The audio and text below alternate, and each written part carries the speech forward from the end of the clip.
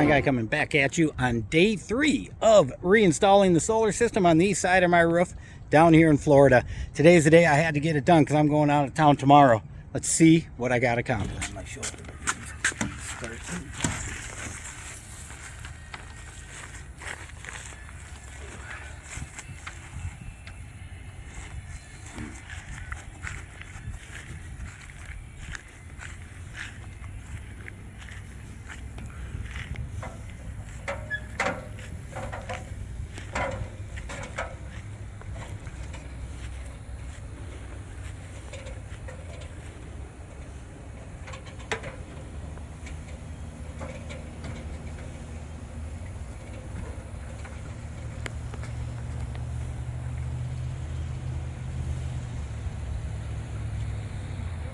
While working with a couple of these modules at a time, I started on this side, down 2 on the bottom, 2 on the top, because these wire in pairs for the inverters I have.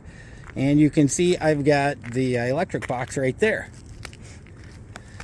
So I slowly worked my way through, and we got the electric box for the second set right here and here. You can see all this open space here. Well, that's specifically because we got 2 more of these modules coming to complete the system sometime in the future. Now, there are 2 things to note. One a little different from last time, and the other has to be done with every system to get past an inspection. What helped me is I got this ground wire running out, and I've got it from one rail to the other rail, and that's it. And I can do that because these new mounting screws are grounding screws, and they ground all of the array together, whatever they're connected to. So whenever you've got a row, you got to ground it. It used to be you had to ground each rail, each module. A lot easier doing it this way. And secondly, this is something you really have to be careful for. There aren't any wires touching the roof.